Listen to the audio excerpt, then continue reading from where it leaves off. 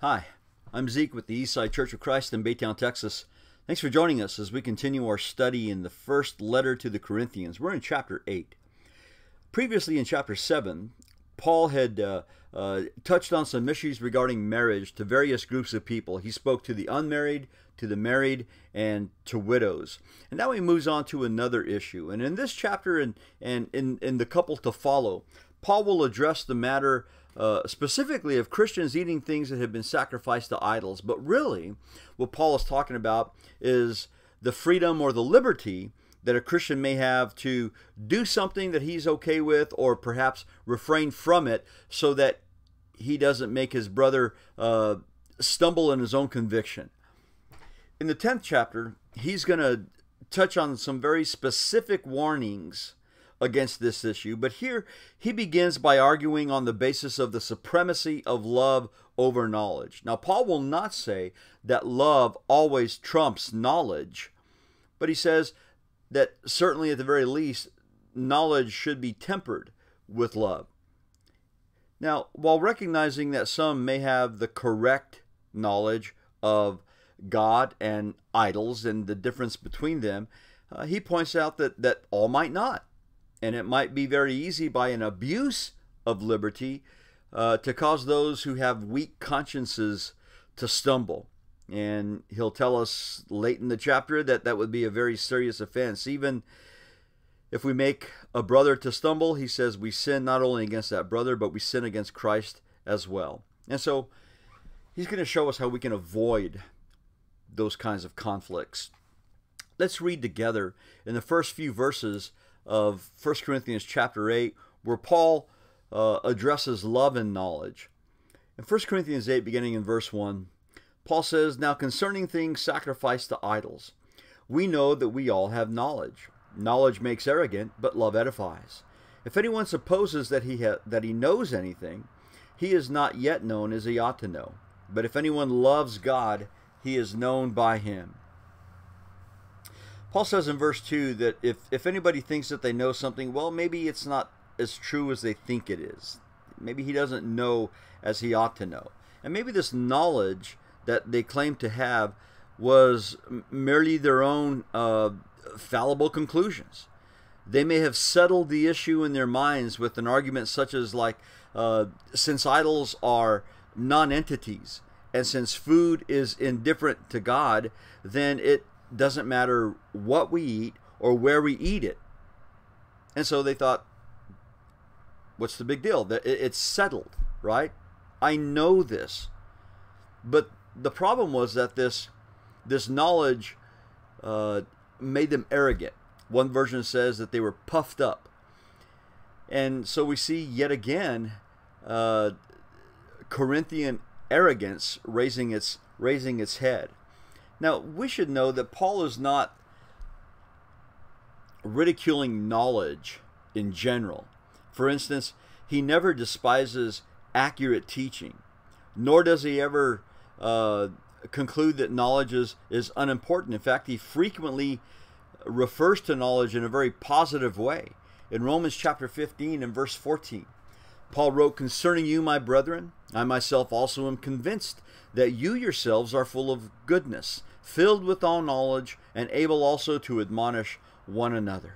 In Philippians chapter 1 and verse 9, Paul says, "And this I pray, that your love may abound still more and more in real knowledge and all discernment." So far, Paul has been speaking about the fact that to come to a worthwhile conclusion is to put that conclusion into practice and interaction with one another. He says in Colossians 1 verse 9, "We've not ceased to pray for you and to ask that you may be filled with the knowledge of his will and all spiritual wisdom and understanding." Again, Paul tells us that it's so important to make sure that what you know is correct and it's right, and that you're understanding it in the bigger context of the will of God. In fact, in 1 Corinthians chapter 1 and verse 5, Paul even acknowledged that these Corinthians were themselves the recipients of good knowledge. But he never exalts intellectual ignorance, and he speaks against it, whether it's, say, false knowledge in 1 Timothy chapter 6, I'm going to turn my Bible there. In 1 Timothy chapter 6 and in verse 20, Paul the Apostle says, O Timothy, guard what has been entrusted to you, avoiding worldly and empty chatter and the opposing arguments of what is falsely called knowledge, which some have professed and thus gone astray from the faith. Now, whatever the false knowledge was of their time, we can see it raising its head in our time. People will state emphatically that something is absolutely the truth. They know this to be the case, they'll say, when there's no absolute evidence that that really is the case. And some people will fall for this false knowledge, and Paul says even to the point where they stray from the faith. Paul speaks against worldly wisdom here in 1 Corinthians chapter 1. In 1 Corinthians 1 and verse 19, Paul says, I will destroy the wisdom of the wise, and the cleverness of the clever I will set aside. Let's move over real quickly to chapter 3. Chapter 3 of 1 Corinthians. 1 Corinthians 3 and in verse 19. In 1 Corinthians 3 and verse 19, Paul says, For the wisdom of this world is foolishness before God. For it is written, He is the one who catches the wise in their craftiness. So worldly wisdom, as we saw when we first began to study 1 Corinthians, is certainly not on a par with the wisdom of God. There's a definite difference, and Paul exhorts his readers to know what that difference is. There's also sometimes a misapplied zeal from misunderstanding. In Romans chapter 10, Paul there says in verse 2, I testify about them, speaking of his fellow Jews, that they have a zeal for God, but not in accordance with knowledge. And because they had this zeal for God, but it wasn't well informed, it was keeping them from obeying the gospel and from actually seizing the Messiah for themselves, whom God had sent to them. Now, when we go back to 1 Corinthians chapter 8, I want you to notice here something with me. In 1 Corinthians chapter 8 and in verse 3, but if anyone loves God, he is known by him. That verse implies to us that one can have knowledge, even correct knowledge of God and his will, yet not love God. So Paul moves from knowledge to love. And I can't help but think about maybe the Pharisees, who knew a lot of truth, yet many of them, in spite of the fact that they professed it, lacked the love for God. In Matthew chapter 23, I'm going to go to Matthew 23. In Matthew chapter 23, this is the chapter where Jesus pronounces a series of woes on the Pharisees and scribes. And in Matthew 23 and in verse 23, Jesus says, Woe to you, scribes and Pharisees, hypocrites! For you tithe mint and dill and cumin, and have neglected the weightier provisions of the law, justice and mercy and faithfulness.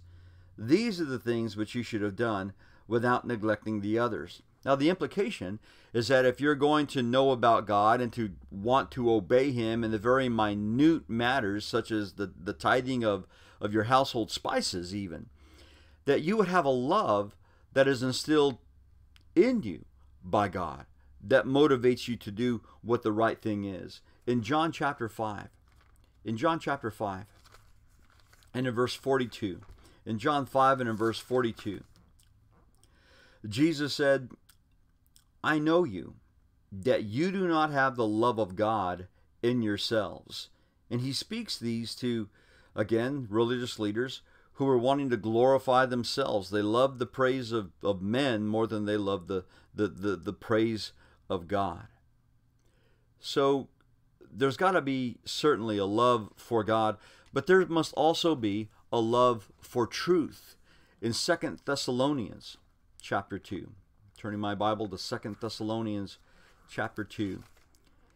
And in 2 Thessalonians chapter 2 and in verse 10, Paul speaks of one who is coming, a lawless one, he's called in verse 8. He says he'll come with all the deception of wickedness for those who perish, because they did not receive the love of the truth so as to be saved. And the implication there is that if you love the truth, you're going to do whatever the truth tells you in order to be saved.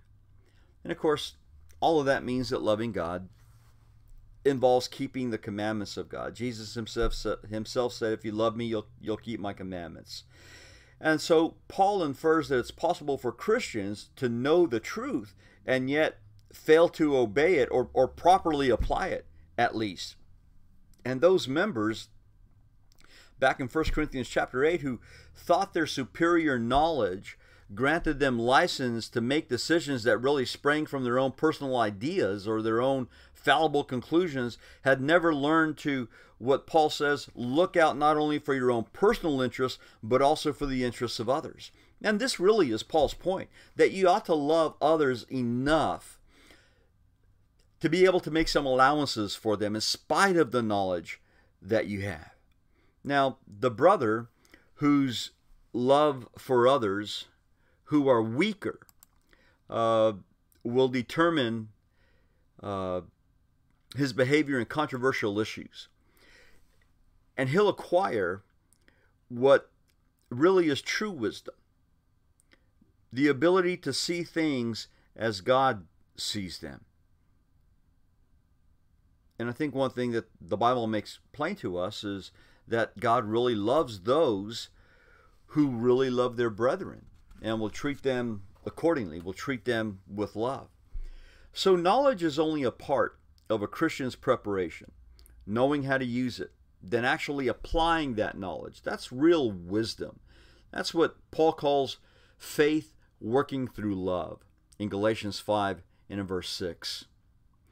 Let's go back to 1 Corinthians chapter 8. 1 Corinthians chapter 8. Paul then moves on to the idea of idols, and he basically says idols are idle. They're nothing. In verse 4, Paul says, therefore, concerning the eating of things sacrificed to idols, we know that there's no such thing as an idol in the world, and that there is no God but one. For even if there are so-called gods, whether in heaven or on earth, as indeed there are many gods and many lords, yet for us there is but one God, the Father, from whom are all things, and we exist for him, and one Lord, Jesus Christ, by whom are all things, and we exist through him. Now, even in a culture where idols and images existed in great numbers, we're told that over in Acts chapter 17, Paul's firm statement here, we know that there is no such thing as an idol, rings with absolute certainty that although the images existed, the gods whom they represented didn't. They were nothing. In fact, God makes plain to the Israelites that although they're surrounded by idols, when they thought about it, practically, those idols really couldn't do anything, not even for themselves. In fact, in Jeremiah chapter 10, I'm going to turn back to the Old Testament, to Jeremiah chapter 10. And I'm going to be reading, beginning around verse 3. Jeremiah chapter 10, I'm going to begin around verse 3. Through the prophet, God says, the customs of the people are delusions, because it is wood cut from the forest. So he's talking about a wooden idol here. And he says, it's the work of hands of a craftsman with a cutting tool. They decorate it with silver and with gold. They fasten it with nails and with hammers so that it will not totter. Like a scarecrow in a cucumber field are they. And they cannot speak, they must be carried because they cannot walk. Do not fear them, for they can do no harm, nor can they do any good. They can't do anything. God says through the prophet Jeremiah, they can't even hold themselves upright. You have to nail them down to something so they don't fall over. And that's kind of the point that Paul is making back in 1 Corinthians chapter 8. That idols are nothing. Idols are idle. The statement that he says, that Paul makes back in 1 Corinthians chapter 8 and verse 6, yet for us there is but one God from whom are all things, and one Lord through whom are all things. Those statements, they form a strong affirmation for monotheism, one God, one Lord, over and against every form of polytheism, whether it's the worship of many gods, which is what polytheism is, or henotheism, which is worshiping one God while acknowledging the existence of other gods. Paul says not only is there one God, but this is a categorical denial of the fact that idols have any reality at all. Verse 6, where he says, there is but one God from whom are all things, it puts forth the true basis of Christian ethics and conduct. Everything we do is grounded in the fact that there is just one God, and it is to him to whom we owe our physical lives. In John chapter 1 and verse 3, we're told about how the Lord has created everything, including us. We are the work of his hands. But it's not just our physical existence that we owe to God. We owe our spiritual lives to him. I'm going to turn to 1 John chapter 4. 1 John chapter 4. In 1 John 4 and in verse 9, John the Apostle says, by this the love of God was manifested in us, that God has sent his only begotten Son into the world so that we might live through him. That rings of what Jesus said back in John chapter 14, where he says, I am the way, the truth, the life, and no one comes to the Father but through me. Well, not only do we owe him our physical lives and our spiritual lives, but he really is the ultimate goal of all existence. In Colossians chapter 1, I'm going to turn to the book of Colossians, and I'm going to be looking at chapter 1, verses 16 and 17. In Colossians 1 and verse 16, Paul says, for by him all things were created, both in the heavens and on earth, visible and invisible, whether thrones or dominions or rulers or authorities, all things have been created through him and for him. He is before all things, and in him all things hold together. So when Paul says back in 1 Corinthians chapter 8 and in verse 6 that there is but one God the Father and there is one Lord Jesus, this is a bold affirmation of the fact that everything revolves around the one God and the one Lord. And so he acknowledges, he affirms that idols are nothing, that there is one true God who is everything. But he says, be careful how you use this knowledge. Use it, but don't abuse it. Let's go back to 1 Corinthians chapter 8. Let's continue reading. In verse 7, he says, however, not all men have this knowledge, that idols are nothing, and that there is only one God, one Father, one Lord, one Christ. He says, not everybody gets all of that yet. But some, he says, being accustomed to the idol until now, eat food as if it were sacrificed to an idol, and their conscience, being weak, is defiled. But food will not commend us to God. We're neither the worse if we do not eat, nor the better if we do eat. But take care that this liberty of yours does not somehow become a stumbling block to the weak. For if someone sees you, who have knowledge, dining in an idol's temple, will not his conscience, if he's weak, be strengthened to eat things sacrificed to idols? For through your knowledge, he who is weak is ruined, the brother for whose sake Christ died. And so, by sinning against the brethren and wounding their conscience when it is weak, you sin against Christ. Therefore, if food causes my brother to stumble, I will never eat meat again, so that I will not cause my brother to stumble. The homage that was paid to these graven images, or to these statues, or to these wooden likenesses that were erected by man, they represented something that was deeply ingrained in these new Christians. That's what they grew up with. That's what they saw. That's what they probably had worshipped at one time.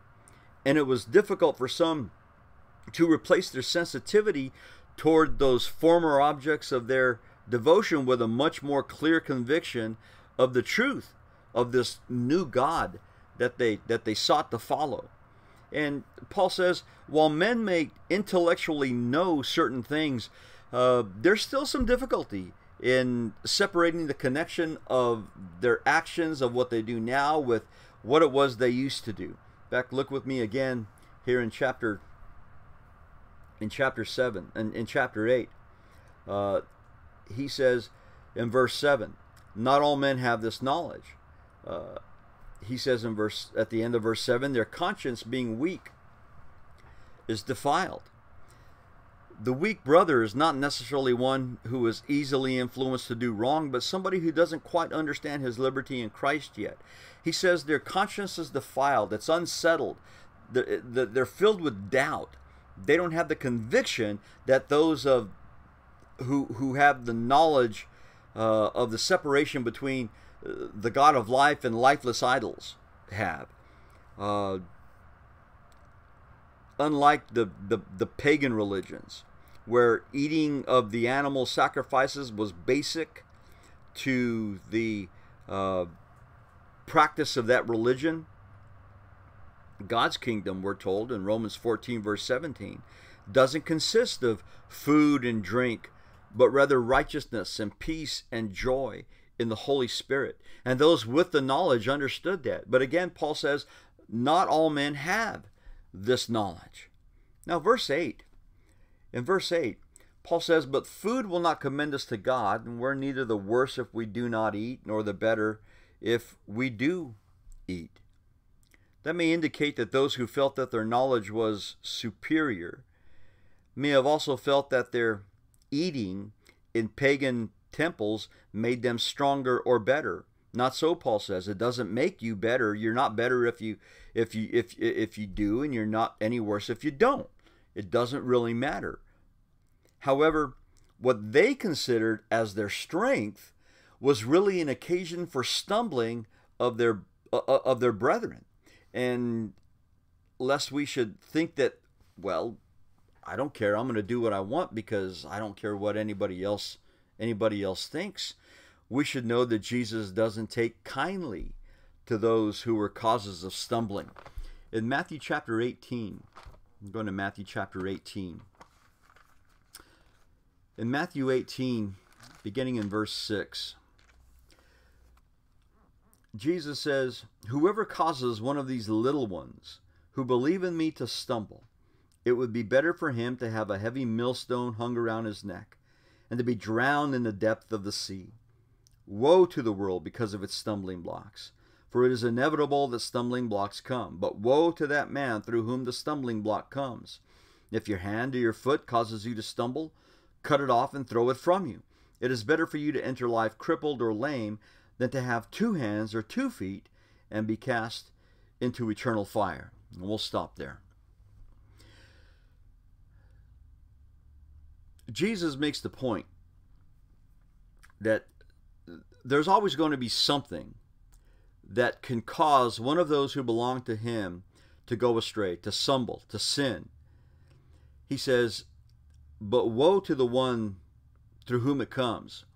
If you're the cause of one of his children stumbling, Jesus says it would be better for you if we just tied a rock around your neck and threw you into the lake. He says, you do whatever it takes to make sure that occasion for stumbling is gone from you. And he gives us the very graphic imagery of cutting off your hand or your foot if that's what it is that causes you to stumble. Let me go back to 1 Corinthians chapter 8. Nobody could know for sure that eating meat in a pagan temple would always make a weak brother stumble and fall. But Paul seems to imply that it had happened and that it could happen again. The point is that the strong always have an obligation to protect the welfare of the weak. And Paul addresses this in Romans 15 in verse 1. He says, we who are strong ought to bear the weaknesses of those without strength and not just please ourselves. Paul illustrates this admonition here in verses 9 and 10 of 1 Corinthians 8. In verse 9, he says, take care of that this liberty of yours does not somehow become a stumbling block to the weak. And then he gives an example of that in verse 10. For if someone sees you who have knowledge dining in an idol's temple, will not his conscience, if he's weak, be strengthened to eat things sacrificed to idols? The indifferent practice of eating meat in an idol's temple by a so-called strong member can easily send a mixed signal to the mind of a weaker member and lead him to alter his conviction about gods and what gods represent. But as for Paul, he was willing to make himself a living sacrifice, and he was equally willing to forego whatever was necessary in order to sacrifice on behalf of the one who is to be saved. In verse 13, he says, therefore, if food causes my brother to stumble, I will never eat meat again, so that I will not cause my brother to stumble. We should recognize what Paul is talking about here. Tried to explain it as well as I could. The issue here is not that of offending someone in the church. It has to do with conduct that someone else would emulate to his or her own hurt against their conscience. Sometimes there's a use of this principle that for those who feel offended, to try to force everybody else to conform to the idiosyncrasies of the behavior of the one who's offended, because we want to take care of the weaker brother. Well, Paul makes it quite clear in Romans chapter 14 that on matters of indifference, people within any given community should learn to live together in harmony, with no group demanding their own standard of behavior, of liberty on the others. The real concern in this passage is that personal behavior is not dictated by knowledge, freedom, or law only, but is tempered by love for those within the community of faith. Again, what matters is keeping God's commands while being concerned about the souls of your brothers and sisters. So, Paul talks about liberty here and the abuse of our liberty. We are free, but we are free to be sensible about how we use that freedom.